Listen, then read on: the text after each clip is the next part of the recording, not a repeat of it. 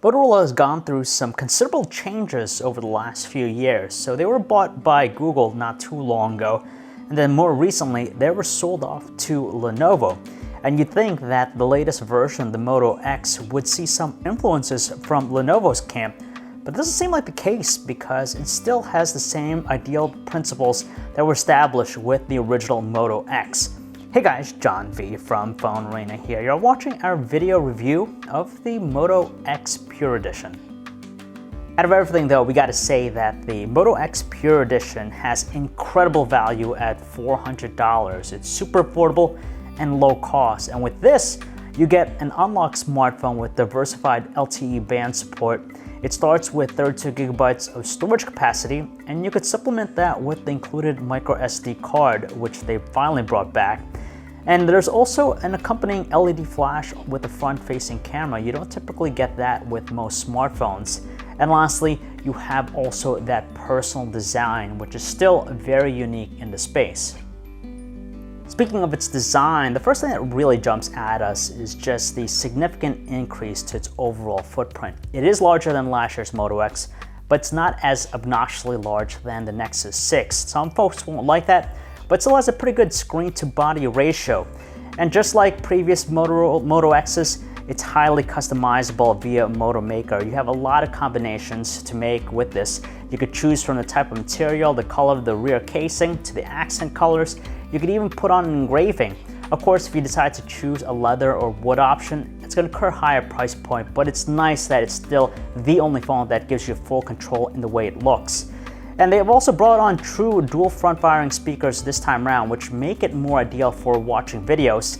And lastly, it's pretty solidly built because it also features an IP57 construction, which means that it is water resistant. With the increased size, we also have a larger screen here. It's bigger, brighter, high resolution, and also color accurate. So what we have here is now a 5.7-inch Quad HD IPS LCD TFT panel. That's up from the 5.2-inch AMOLED screen from before. And with that, it has actually some surprising favorable qualities, significantly superior to last year's offering. For example, you have a color temperature of 6,748 Kelvin, which makes it neither too cold or too warm looking in tone. It's right there close to that ideal reference value of 6,500 Kelvin.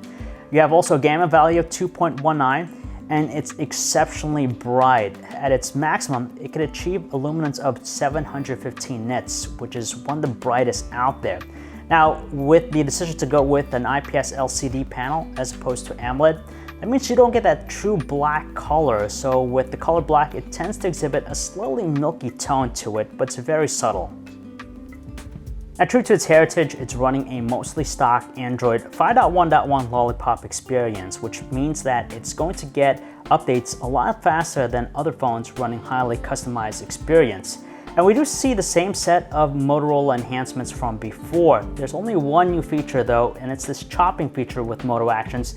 You do this chopping gesture twice, it'll turn on the LED flash in the back, and you do it again at any time, turn it off.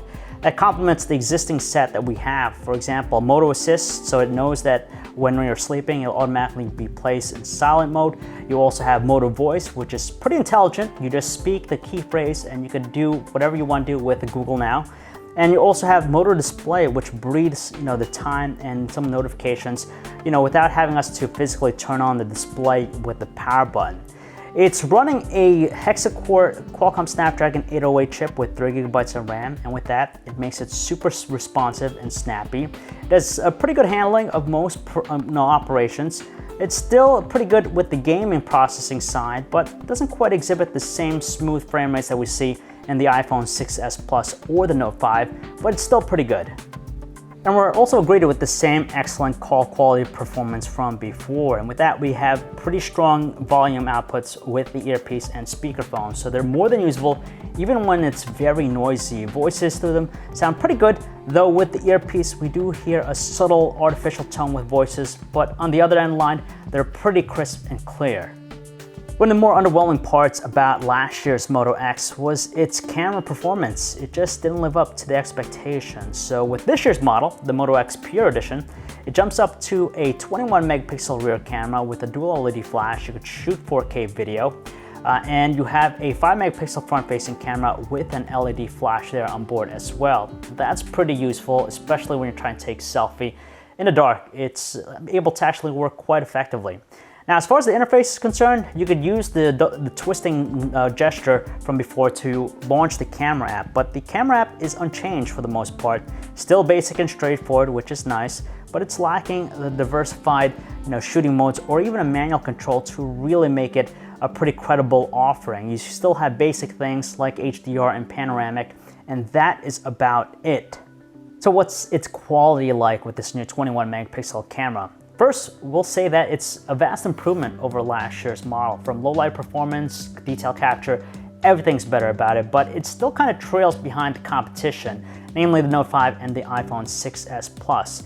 Now don't get us wrong, it takes some really good looking shots, especially when the conditions are ideal. So that means when there's a lot of lighting, you can get strong details complemented by natural looking colors. It does even a pretty good job with macro shots. You have a strong focus on the subject and you get that bokeh-like effect with the background. It's pretty cool and pretty neat. However though, it kind of struggles with its panoramic shot. You tend to see a duller looking production, not quite as strong with the fine details.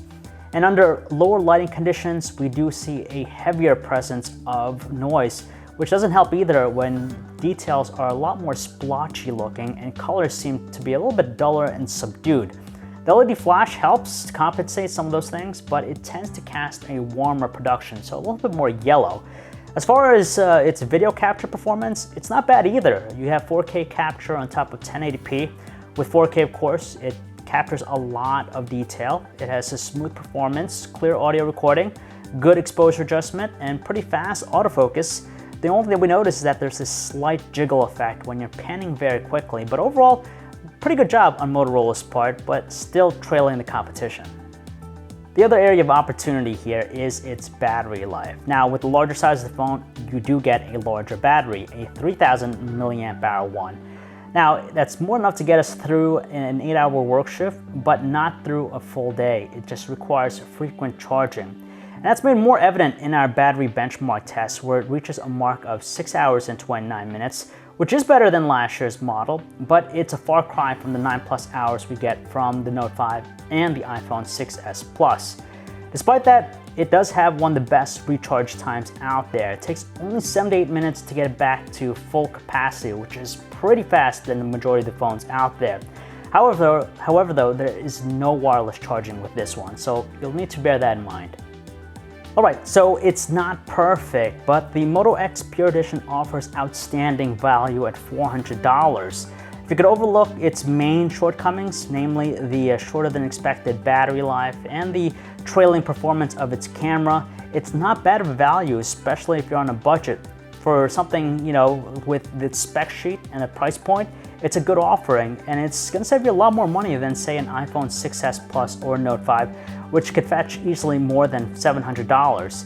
And with this, you're getting an unlocked phone that has a highly customizable design, a great overall performance, and it has just top-notch qualities everywhere you look, and you're not going to be spending too much of a fortune to pick it up.